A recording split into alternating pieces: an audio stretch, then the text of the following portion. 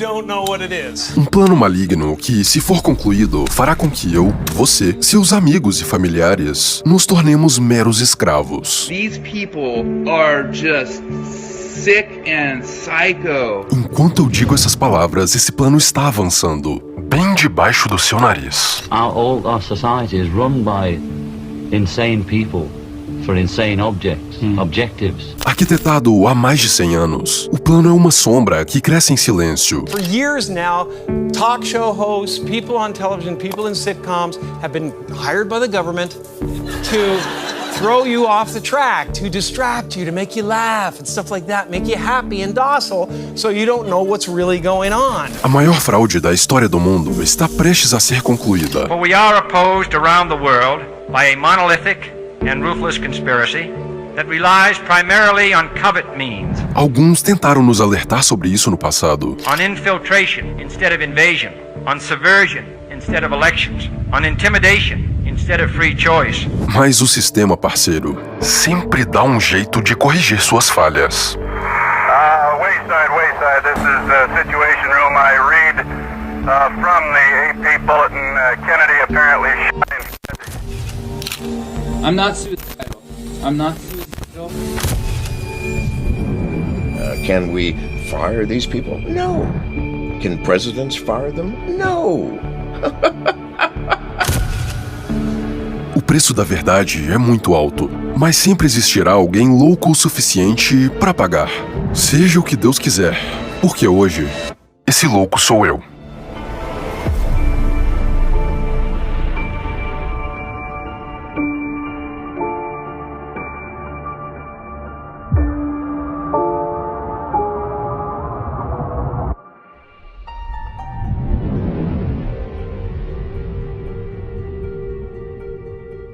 Junho de 2020, o Fórum Econômico Mundial publica um vídeo intitulado O Grande Reset. Com uma música de fundo inspiradora, o vídeo parece uma propaganda de margarina que mostra um mundo em colapso e dá a entender que precisamos reiniciar todo o sistema para viver em harmonia e felicidade. A pergunta que esse vídeo não responde é: a que custo?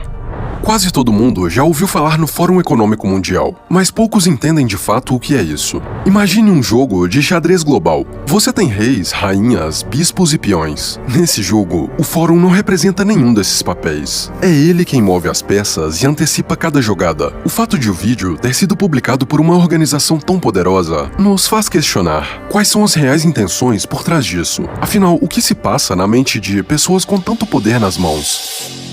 Imagine que você é uma pessoa extremamente ambiciosa. Ambição essa que te levou a um patamar de influência e poder inimagináveis. Você sempre esteve disposto a fazer o que fosse preciso para conquistar seus objetivos. Mas chega um momento em que só tem um obstáculo entre você e a dominação completa: a liberdade individual. Mas como você convence bilhões de pessoas a abrirem mão de sua própria liberdade? Bom, você já tem muito poder, e essa influência pode ser usada para desestabilizar a economia, financiar conflitos e tornar do mundo um lugar sombrio. Então, você move as peças do tabuleiro até que tudo saia dos trilhos. E você faz isso de forma nefasta. Esse mundo criado pelas suas ações faz da vida das pessoas uma melancólica tragédia. Elas sofrem e se tornam miseráveis a ponto de implorar por um salvador. E é aí que você entra em cena apresentando a solução. E ela é muito óbvia. Quer dizer, pessoal, acorda. Deu tudo errado. Vamos recomeçar do zero. Deixa que eu resolvo isso pra você. Tudo o que o mundo precisa é de um reset.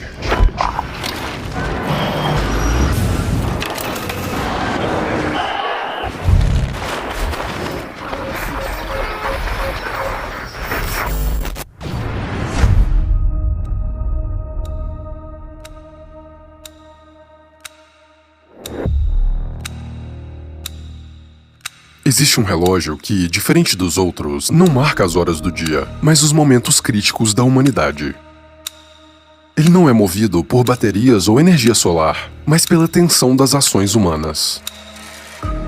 Criado em 1947 por um grupo de cientistas envolvidos na construção da bomba atômica, o relógio do juízo final é uma representação metafórica do quão perto estamos de uma crise global sem precedentes. O relógio avança ou recua de acordo com as ações da raça humana. A meia-noite é o ponto sem volta, o ponto onde o mundo passa por um evento de extinção em massa e, bom, a ponto do boletim de cientistas atômicos falar, ó, a gente tá 5 segundos do apocalipse. Nunca teve tão perto.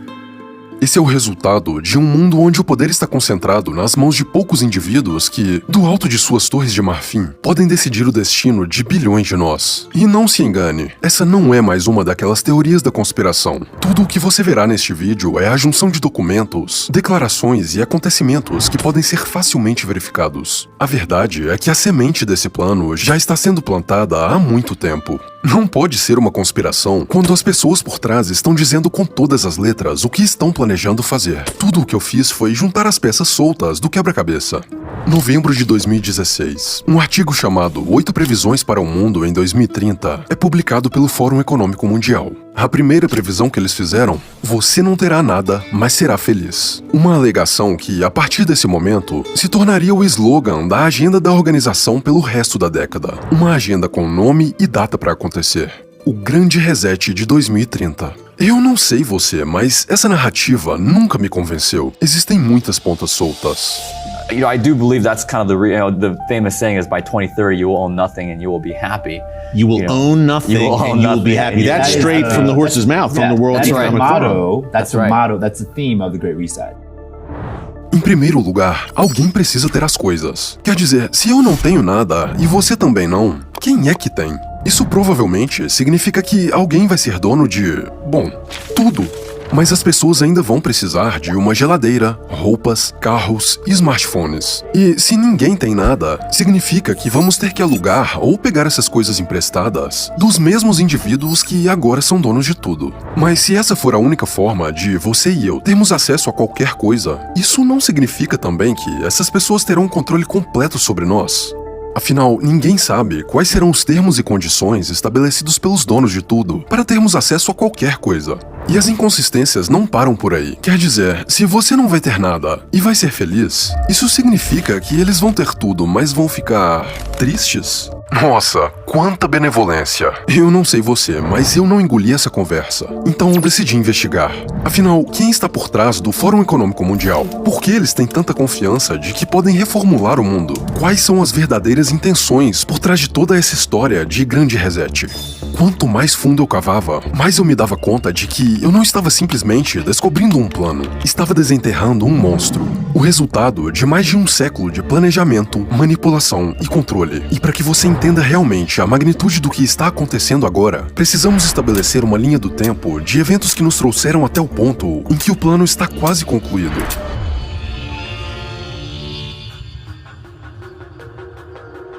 O pânico de 1907, a primeira crise financeira do século XX. Se você andasse pelas ruas de Wall Street, sentiria a tensão pairando naquele lugar. A corrida bancária desencadeou um efeito bola de neve, mas quando tudo parecia perdido, um homem conseguiu salvar o sistema financeiro de Nova York sozinho.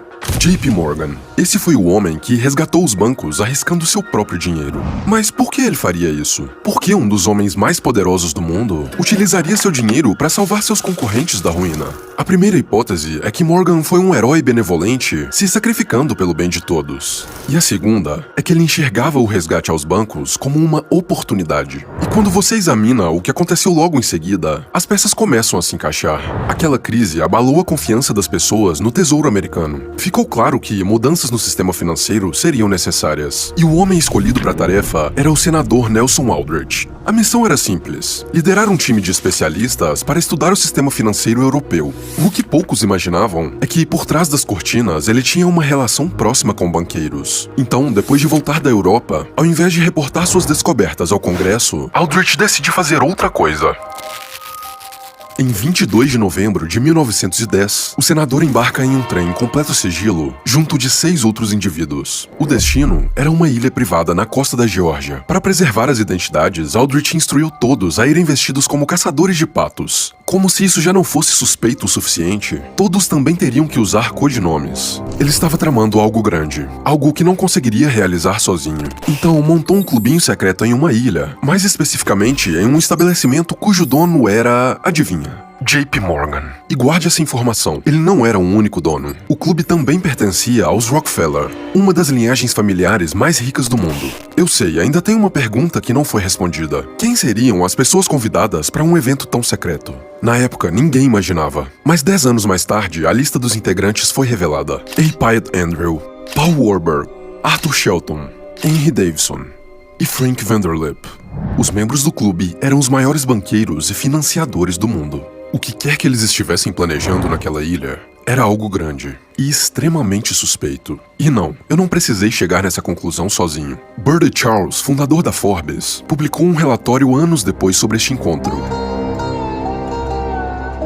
Imagine uma festa com os maiores banqueiros da nação saindo de Nova York em um vagão de trem particular, sob o manto da escuridão, viajando furtivamente centenas de quilômetros ao sul, embarcando em um lançamento misterioso, esgueirando-se para uma ilha deserta, exceto por alguns empregados, vivendo lá por uma semana inteira sob um sigilo tão rigoroso que o nome de nenhum deles foi mencionado uma única vez, para que os empregados não descobrissem a identidade e revelassem ao mundo essa expedição mais estranha e secreta na história das finanças americanas. Não estou inventando, estou revelando ao mundo pela primeira vez a verdadeira história de como a base do nosso novo sistema de moeda foi escrito.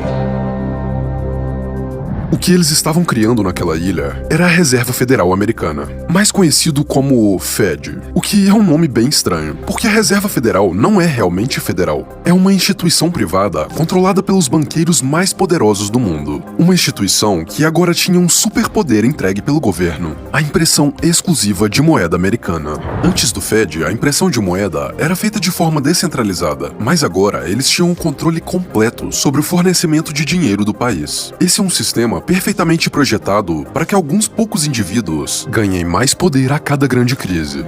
E por quê?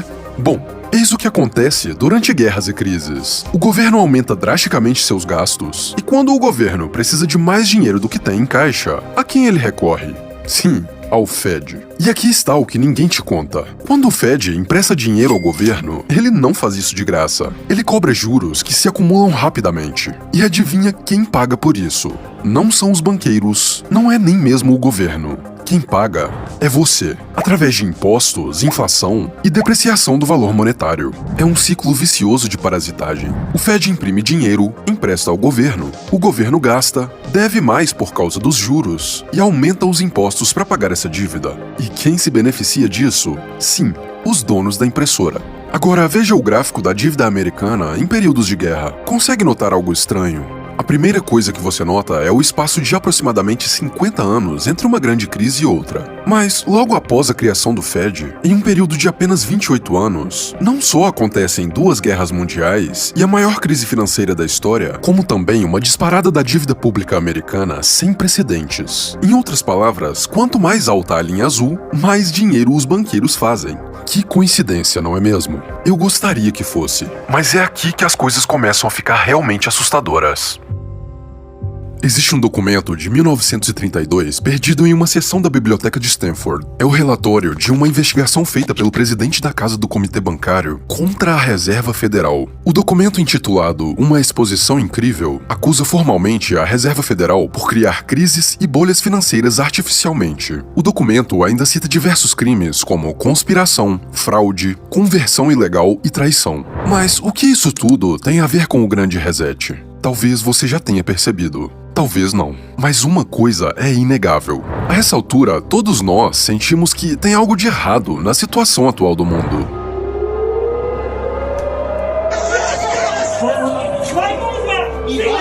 Estamos todos nos sentindo sufocados, paralisados, amedrontados.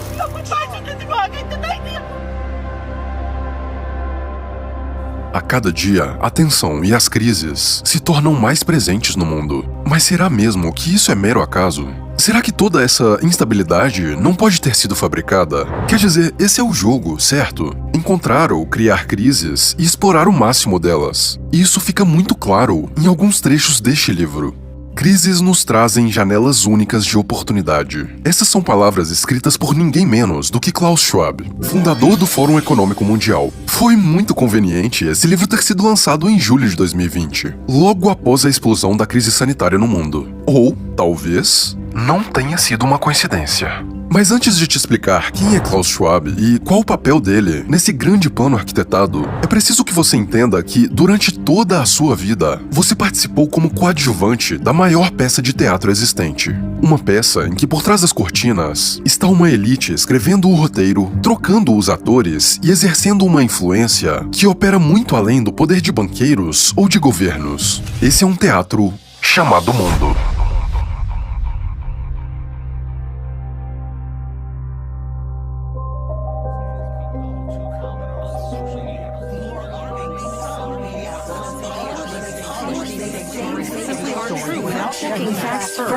Unfortunately, some members of the media use their platforms to push their own personal bias and agenda to control exactly what people think, and this is extremely dangerous to our democracy. Sim, é isso mesmo que você está presenciando. Isso é uma compilação de inúmeros veículos de mídia apresentando exatamente o mesmo texto. Mas não era para eles serem concorrentes? Quer dizer, são canais diferentes que competem pela audiência. O canal que consegue se destacar ganha mais audiência e vence a concorrência, certo? Mas se isso é verdade, significa que todos os jornalistas e veículos de mídia espalhados por diferentes lugares do mundo chegaram independentemente às mesmas conclusões? Não só isso, como também escolheram as exatas mesmas palavras do texto. Qual é a probabilidade disso?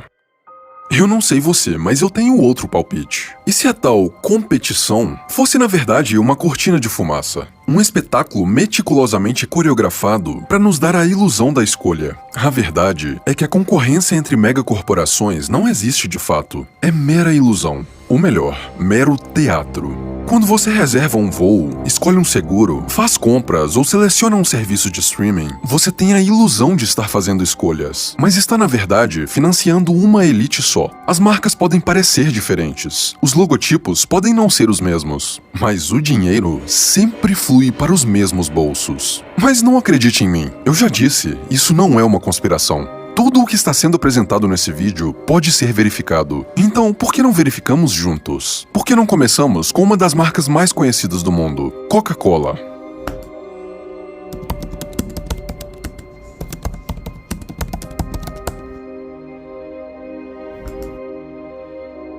Aqui na seção Holders, podemos verificar quem são os acionistas majoritários.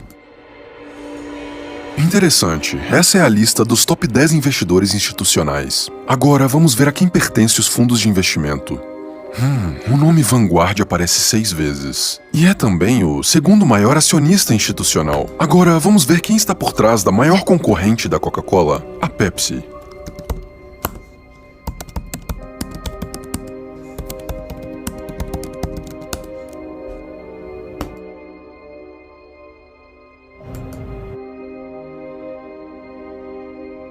Bingo, o maior acionista da Pepsi é também um dos maiores da Coca-Cola. Mas espera, tem algo ainda mais estranho. Veja quem é o segundo maior nome da lista, BlackRock, a mesma entidade que ocupa o terceiro lugar da lista da Coca.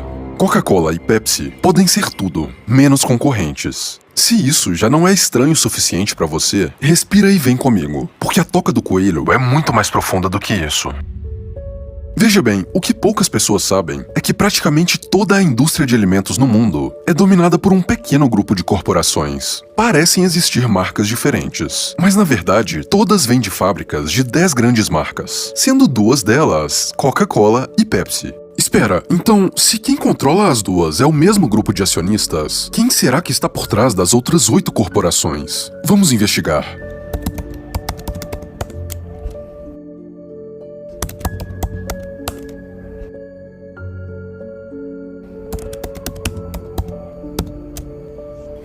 Uma instituição privada.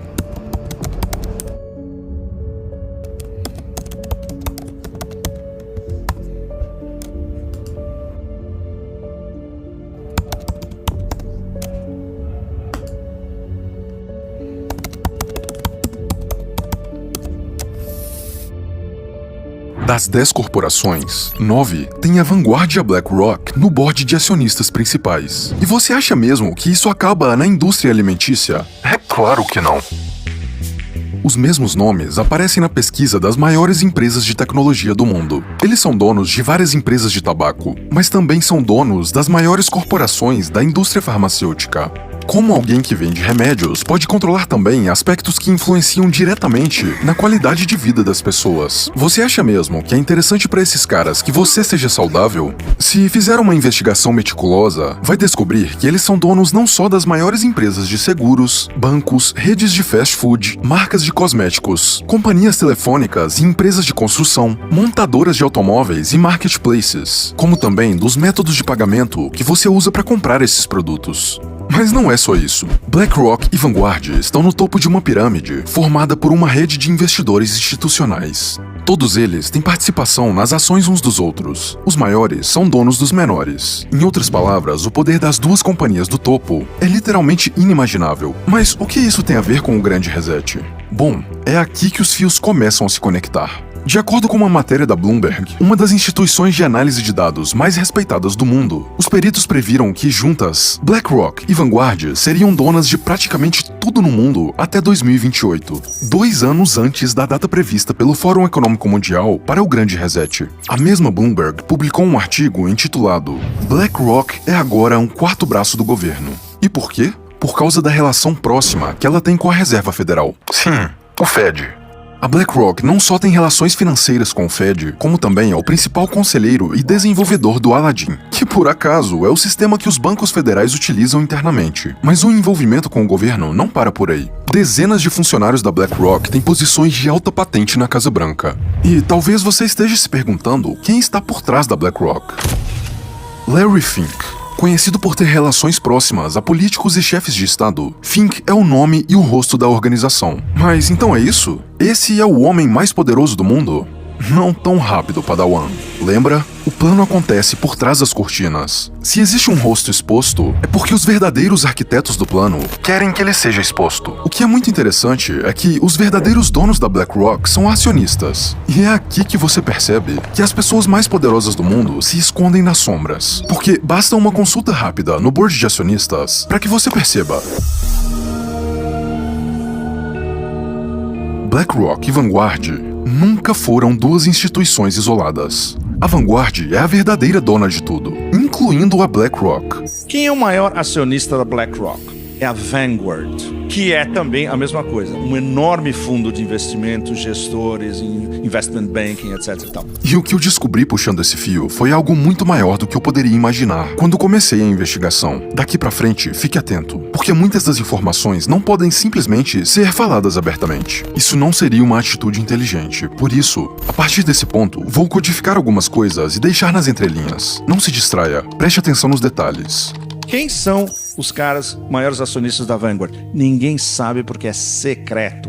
O que isso nos diz? Nos diz que as grandes famílias da costa leste e atlanticistas e do sistema financeiro internacional, esses são os grandes acionistas, por isso que tem que ficar secreto. Isso tá intenso. Vamos lá. The very word secrecy is repugnant in a free and open society. And we are, as a people, inherently and historically opposed to secret societies, to secret oaths, and to secret proceedings. A Vanguard tem uma estrutura que faz com que seja impossível descobrir quem são os donos, mas os indícios apontam para uma verdade lógica. Essas pessoas não conquistaram esse tipo de poder na semana passada. Esse poder vem sendo perpetuado através de gerações, por boa parte da história moderna. Eles sempre tiveram e jamais perderam seu poder, mas por causa do crescimento da população global, foram forçados a se esconder por trás de gestoras de ativos como a Vanguard. Um fato interessante sobre esses fundos controlados pela Vanguard é a relação próxima que alguns deles têm com organizações sem fins lucrativos. Se olhar de perto, por trás do lindo discurso humanitário, a maior parte dessas ONGs serve como uma ponte entre o mundo dos negócios, política e mídia. Funciona assim. Essas organizações são sustentadas exclusivamente por doações. E aqui está um ponto interessante. Elas não precisam declarar de quem receberam essas doações. Não só isso, como podem investir esse dinheiro onde quiserem, sem precisar pagar taxas, desde que o lucro seja investido em outros produtos sem fins lucrativos. Isso não te parece um negócio muito lucrativo? Essas ONGs podem movimentar centenas de bilhões de investidores invisíveis, mas aparentemente não conseguem resolver problemas humanitários. Então, para onde vai todo esse dinheiro? Quer dizer, enquanto essas organizações colossais falham repetidamente em transformar suas promessas em realidade, surge Mr. Beast. This is the first of 100 wells we're gonna build in this video. Oh, water!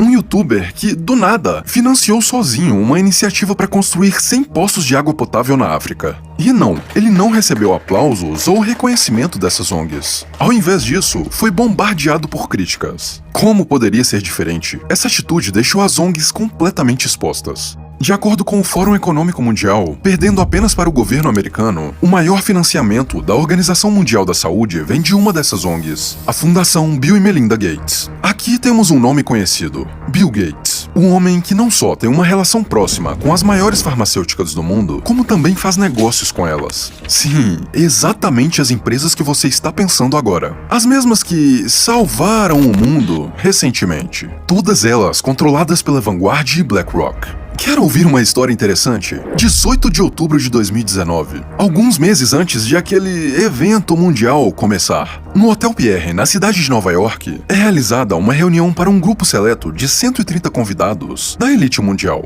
O objetivo do encontro? Simular os cenários possíveis no caso de uma crise sanitária global. A essa altura, você não vai se espantar se eu te disser que esse encontro, chamado o Evento 201, foi organizado pelo Fórum Econômico Mundial, não é mesmo? Mas tem um detalhe que talvez te surpreenda. Você não acreditaria se eu te contasse, então é melhor eu te mostrar.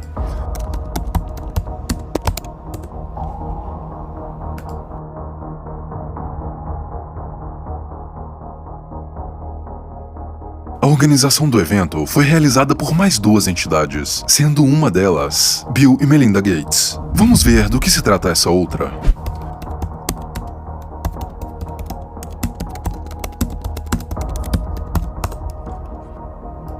Ah, que lindo! Mais uma organização sem fins lucrativos. Essa mesma empresa publicou em 2012, há mais de uma década, um artigo com uma simulação quase idêntica ao que vivemos no início da última década. Existem diversos sites com citações indexadas sobre esse artigo, mas coincidentemente, todos eles estão fora do ar.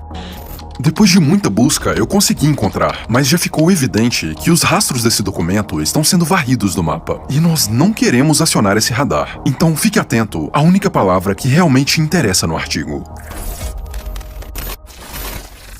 Agora, quem foi que cresceu incríveis 10 trilhões de dólares desde os acontecimentos de 2020? Adivinha, começa com Black e termina com Rock.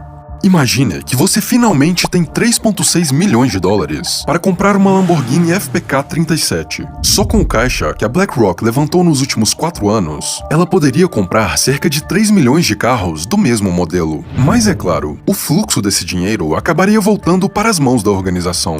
Você consegue entender quem se beneficia de eventos como os que tivemos em 2020? Nesse ponto, eu não preciso fazer afirmações. Se você soube ler as entrelinhas, já deve ter percebido que a fase final desse grande plano já teve início e continua acontecendo nesse exato momento. Se tiver realmente observado os detalhes, você foi capaz até mesmo de entender quem são as pessoas por trás disso tudo. Mas quais os reais objetivos desses caras? Se eles já têm tanto poder, por que querem um reset mundial? Fed, governos, BlackRock, Fórum Econômico, como tudo isso se conecta? Vem comigo, porque chegou a hora de montar o quebra-cabeças.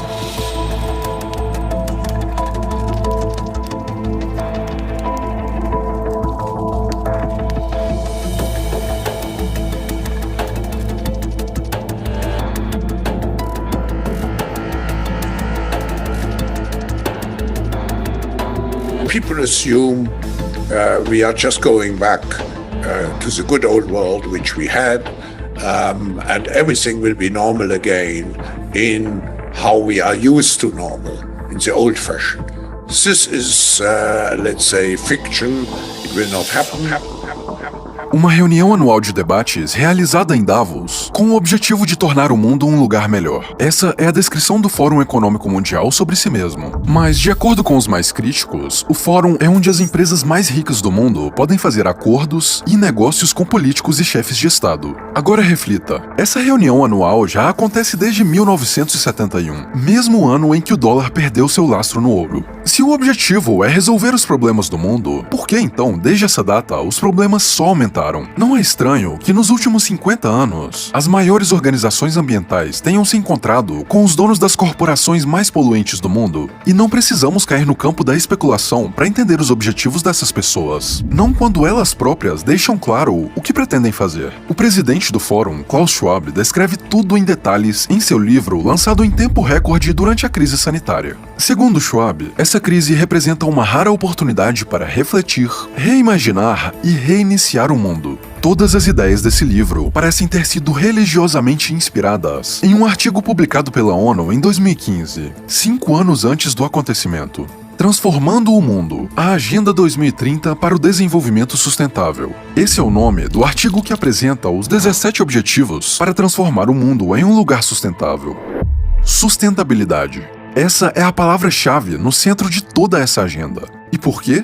Porque essa é a desculpa perfeita para enfiar goela abaixo da sociedade quaisquer hábitos, ideologias, restrições ou valores necessários para que o plano funcione. O artigo apresenta um plano para que em 2030 a pobreza, a fome, poluição e doenças não existam mais no mundo. E talvez você pense, mas o que tem de errado com isso? Parece um plano fantástico. Sim, até você ler o documento que explica como eles pretendem fazer isso. A ideia é de que a Agenda 2030 será financiada por nós, os escravos. Em seu livro, Schwab afirma que os hábitos de consumo modernos, sim, os mesmos que foram criados e incentivados pelas empresas ligadas à ONU, não podem continuar como estão ou o mundo entrará em colapso. Isso marcaria o fim do livre mercado. E a alternativa? Adivinha? Todos nós deveríamos abrir mão de nossos direitos básicos em prol da saúde pública. Seremos obrigados a nos livrar de nossa riqueza em prol da redução da pobreza. Em outras palavras, Schwab quer um mundo onde ele e seus amigos, que já são donos de quase tudo, sejam finalmente donos de absolutamente tudo. E o plano deles para conseguir isso é o seguinte: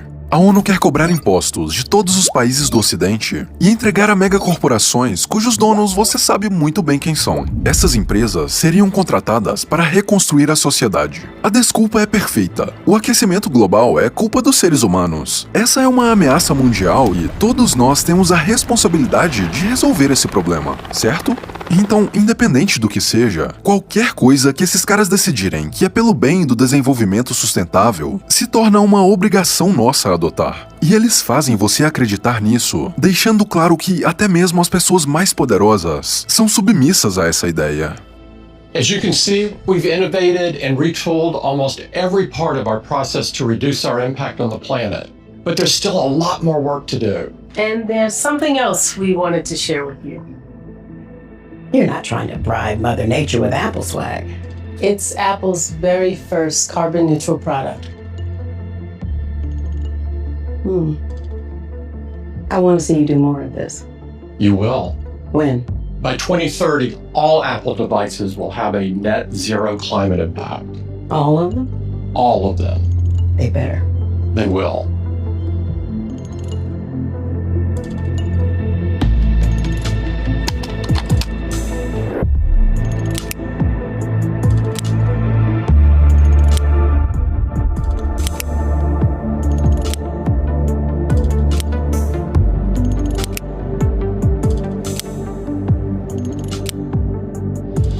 Segundo essa agenda, se quisermos viver em um mundo sustentável, todos nós precisaremos ser responsáveis. Eu não quero que o mundo acabe por minha causa. E você também não. Nós queremos ser responsáveis com o planeta. Então, o que precisamos fazer para contribuir com o meio ambiente? Simples. Tudo o que eles mandarem. Mas eles são muito bons em convencer as pessoas de que isso é para o bem delas. E é aqui que as coisas começam a ficar realmente preocupantes. Klaus Schwab termina seu livro dizendo que o reset ainda não está pronto. Então, o que falta? Qual é o estágio final que vai completar o reset? Segundo o documento da Agenda 2030, se quisermos eliminar o impacto climático, uma nova infraestrutura será necessária no mundo. Uma infraestrutura que não seria possível sem a cooperação entre países. Que coisa mais linda, precisamos ser todos amiguinhos. E a solução que eles propõem para isso? Um governo único global. Uma entidade que, sob as vestes da cooperação, detém o controle absoluto. Mas isso nunca seria possível, você pensa. Os governos estão sempre em conflito e o mundo está sempre em guerra. Nenhum governante abriria mão de seu poder. Mas esse é o ponto. Eles nunca estiveram de fato no poder. O que a maioria das pessoas não entende é que existe um número seleto de indivíduos que se beneficiam e ganham poder a cada uma dessas crises e conflitos. Enquanto essas crises nos enfraquecem, eles enriquecem e se fortalecem. Essas pessoas não participam dos conflitos. Eles estão por trás das cortinas, observando e influenciando tudo. Reflita sobre o slogan "Você não terá nada, mas será feliz". Porque parece que seus pais e avós tinham muito mais facilidade para construir patrimônio do que qualquer pessoa da nossa geração. Graças à impressão desenfreada de dinheiro, às diversas crises, inflação e aumento de impostos, você já não tem quase nada. O mercado imobiliário está se tornando quase inacessível, um carro já é considerado artigo de luxo, você trabalha como condenado e no fim do mês mal consegue pagar as contas mais básicas. Mas é claro, com muito esforço, você ainda é capaz de sonhar em ter algumas dessas coisas. Você ainda pode trabalhar, receber o fruto do seu suor e guardar um pouco para ter mais liberdade no futuro. E sabe o que isso significa? Significa que, se você pode poupar para conquistar algumas coisas, alguém ainda não pode ser dono de tudo. Esse alguém não vai aceitar isso. E durante a minha investigação, eu descobri exatamente como ele pretende resolver esse, digamos, empecilho.